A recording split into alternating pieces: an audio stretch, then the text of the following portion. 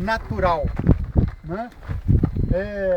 Vocês que são de Paracatu, já viram lá a rua Dr. Sérgio Ulloa, né? O Dr. Sérgio Ulloa, a família dele era proprietária aqui. E uma das filhas dele, que é mãe do Sérgio Dani, que é o presidente da Fundação Acangaú, ela doou parte da fazenda para ser transformada numa reserva particular de patrimônio natural. Foi a primeira reserva desse tipo criada no Brasil, né? É uma área de 5.000 hectares, foi então doada como área de reserva, e a Fundação Acangaú é quem faz a manutenção. O Alessandro, ele presta serviço e, na verdade, mais do que prestar serviço, ele ele é patrimônio da Fundação Acangaú. Aí, estou mostrando para a gente o seguinte, vou dar uma ideia para vocês, assim. Lá em cima, vocês têm a chapada, né? Olha lá aquela superfície plana, lá no fundo, certo? Então, essa chapada é uma superfície de aplainamento que todo o continente aqui sul-americano foi reduzido a uma certa época geológica. Isso tudo era uma superfície de aplainamento, né? Então depois, quando houve a epirogênese do continente, os continentes se levantou, aí começou o desgaste desse aí. Então, o que acontece? A chapada, que representa essa superfície antiga de aplainamento, está sendo erodida, né, cortada, e aí descem de lá as nascentes, os córregos que vão erodindo e vão levando os sedimentos lá para baixo, né?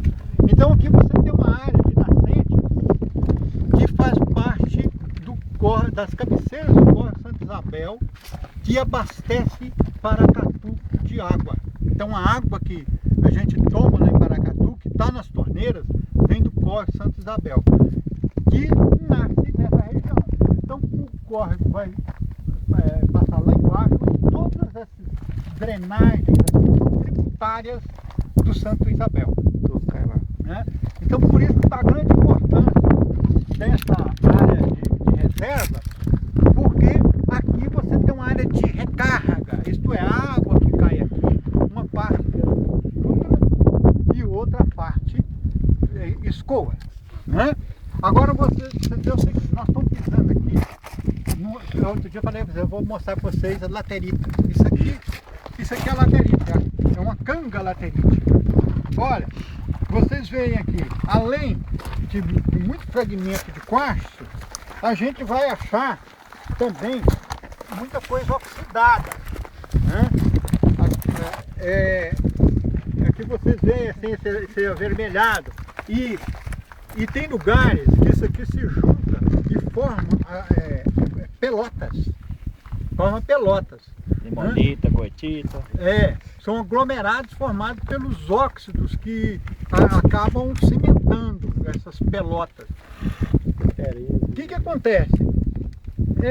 Quando você tem um terreno desse, você vê que é um terreno, do ponto de vista assim, arbóreo, é um terreno fraco, né? Mas ele permite uma grande filtração de água.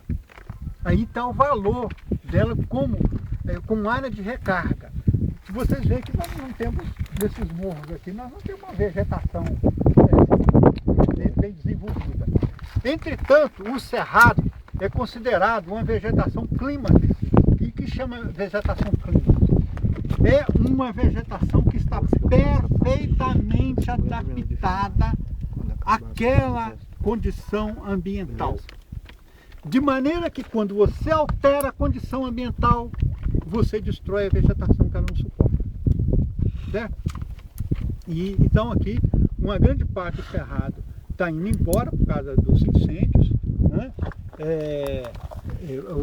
O maltrato do solo, pisoteio do gado, né?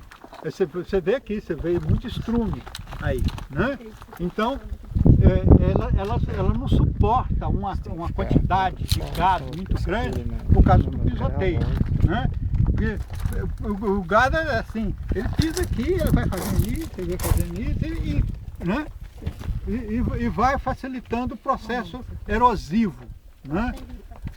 De maneira que quando você destrói uma vegetação clima dessa daqui, né, você aumenta o processo de erosão.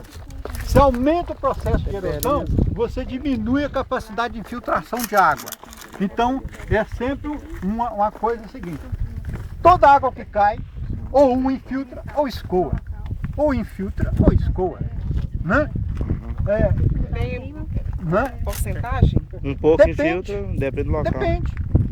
Né? Se for um lugar que não tem capacidade de infiltração, escoa tudo. Se tiver grande capacidade de infiltração, infiltra muito. Né? Então, vocês veem assim, que próximo onde correm as drenagens, lá no leito da drenagem, você tem uma vegetação mais bem desenvolvida, né, que é a mata ciliar. Né? A mata ciliar, então você for olhar assim, ali na frente você já vê um verde mais escuro da mata ciliar. Né? Agora vocês veem assim, depois lá já tem um pasto, né, em que toda a vegetação lá praticamente foi retirada, ficou o capim. Então a capacidade de infiltração de água ali naquela área de capim é muito pequena. A água escoa mais do que infiltra. Por exemplo, nós temos essa região assim, mais verde, assim, tem possibilidade de ter mais córregos? Olha, é o seguinte, a vegetação, ela sempre desenvolve melhor onde tem mais água. Né? Nosso corpo é 70% de água, imagina numa planta. Né? E agora, você vê o seguinte, o tipo de vegetação que tem lá embaixo, perto da água, é diferente do que tem que ficar em cima. Aqui em cima você vai encontrar uma arbusto desse tipo de vegetação.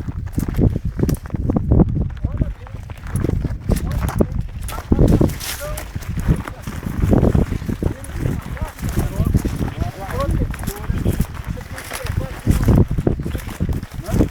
então, de maneira que ele perde pouca água. Ele perde pouca água. Qual o nome disso aqui? Né? Tipo uma O cortiça. nome dessa árvore eu não sei. É Alessandro tipo. que conhece mato, eu não conheço nada. Sambaíba? Sambaíba? E essa sambaíba não é aquele que o pessoal usava para Pra arear. tomar banho? Não, Antigamente- lavar banquinho, tamborete, essas E coisas. aí tem pessoal que tinha uma caça mais grossa que assim. Professor, isso aqui machuca. Cabo puxado, cabo de ferramenta. Aham. Isso aqui é uma lixa, machuca esse passado. Deixa eu ver, Thiago. Deixa eu Então, ver, Thiago. essa caça aqui protege do fogo, protege do fogo, certo? Que quando queima aqui, não queima no miolo, né? Protege da perda de água, né? De maneira que se você plantar, pegar uma planta que está lá embaixo, perto da drenagem, onde tem muita água, e plantar ela aqui, ela morre. Certo? Porque o que está lá embaixo precisa de mais água. E essa daqui ela não precisa de tanta água. Então você vê que a natureza é sempre uma coisa de equilíbrio. Se você. Então assim, essa aqui lá embaixo, perto da drenagem, ela não é capaz de competir com a vegetação que está lá embaixo. Ela não é capaz de competir com ela. A vegetação que está lá embaixo, perto da drenagem, ela desenvolve mais, que a fechada está, e vai faltar sol para essa daqui. Então, é esse equilíbrio. Então, quando a gente olha um cerrado, tem muita gente que fala assim, aquela terra não presta. Não presta para quê? Não presta para quê? Certo? Depende daquilo que você vai. Não existe nada na natureza que você pode definir se presta ou se não presta. Depende Né? do que eu usar. A natureza é mais sábia do que qualquer um de nós. Então ela sempre providencia as melhores condições e que isso aqui é fruto de quê? De um processo seletivo e de adaptação, evolução natural. A evolução se processa dessa maneira, né? Se processa por adaptação, por diferenciação, né? Competição, né? Então essa é a planta que está no lugar ideal para ela. Lá embaixo não é o lugar ideal para ela. E as que estão lá embaixo aqui também não seria o lugar ideal para ela. Então a gente tem que ter essa visão, né, de que a natureza sempre ela dispõe as coisas no lugar onde elas devem estar, né? Agora, isso aqui, gente, o que acontece? Você chega lá em Paracatu, você sobe a serra em direção a Brasília, lá está uma área imensa que prefeitura e todo, quanto é empresa, etc. tal, foi lá e raspou tudo isso aqui para tirar, para fazer cascalhamento de rua, né? E fez uma coisa que é proibida por lei, porque topos de morro você não pode devastar dessa maneira, né? Isso pelo Código Florestal. Você tem que respeitar o topo e as encostas com determinada declividade também, você tem que respeitar, né? Mas eles tiram isso lá, a prefeitura também tira. Quando você tira isso aqui, você embaixo disso aqui, você vai encontrar o que chama de regolito, já aquela rocha, quer dizer, você já vê a textura dela, né? Aqueles fragmentos de rocha decomposta, que não é o solo, então que você não tem, aquilo que eu mostrei para vocês, descrevendo o solo, horizonte A, bonitinho, rico em matéria orgânica, tal espessura, né? Depois o horizonte B, horizonte C, horizonte D, né? Vocês viram até isso na palestra lá também, também tá lá, lá em cima, na laterita, depois você passa uma rocha bastante intemperizada, logo embaixo aqui você vai encontrar uma rocha bastante temperizada, você não vai encontrar então aquela diferenciação de solo que existe no solo bem desenvolvido, tá? Tem lugares aqui, se você chegar ali, você está em cima do filito, todo aqui já dá para ver o filito ali, ó. Olha lá, já dá para ver o filito ali, né? Então, para vocês que estão estudando hidrologia, começar a ver isso aqui com outro olhar. Isso aqui é uma área de recarga importante para poder ter água lá embaixo, né, que vai alimentar a cidade, que é onde nós bebemos. Tá? E se você contaminar, se você destruir isso aqui, você não vai ter água lá embaixo. Esse horizonte aqui no caso seria o ar. Esse ele quase que não existe, né? Ele é milimétrico, ele é milimétrico. Você chega ali, você olha ali, você já está em cima do filito. Então você não tem um horizonte assim, bem diferenciado aqui. Tem muitas áreas aqui no Brasil de canga laterítica que estão sendo destruídas na região de Belo Horizonte, por exemplo, né? Que estão destruindo lá para tirar ferro, porque embaixo a rocha é de ferro, né? Contém ferro, né? Estão destruindo as cangas. Então, um movimento enorme em Belo Horizonte, né? Das pessoas querendo bloquear um projeto da Vale do Rio Doce lá, que vai destruir a Serra do Gandarela, que é onde tem uma grande parte de nascentes que podem abastecer Belo Horizonte. Então, no futuro, onde Belo Horizonte pode pegar água é lá. E eles estão querendo tirar o ferro e não se importando com os recursos de água. Tá? Então nós vamos descer. A marmelada, né? A marmelada que está aqui dentro. Mas olha, está bem carregado. O senhor fala que o Cerrado é improdutivo, o Cerrado é altamente produtivo. Tem muitos frutos cerrados. É o que ele falou, tem uma diversidade muito grande. Essa região aqui tem aqueles cajuzinhos de cerrado? Isso é de acordo com o solo. Aí você vê, massa, onde eu queria levar vocês era aquele ponto lá, ó, lá em cima, lá onde Sei. Só que é muito longe. Muito longe. Nós vamos ter que... Você vê o que é a área? A área da Cangaú reservado, aí é a área de recarga da Cangaú, né? Isso aí é captação, infiltração de água é enorme. A sede ali tá, o que é aquilo ali? Aqui é um assentamento, o pessoal invadiu. A sede é na onde? Vem cá. A sede é para que lado? A sede fica aqui no meio. O que fica aqui? Ali tem um assentamento ali, onde o pessoal invadiu. Aquelas casinhas lá? Ali dá pra você ver a agricultura do agronegócio, olha pra você ver. Ali é agricultura de quê? Ali é soja,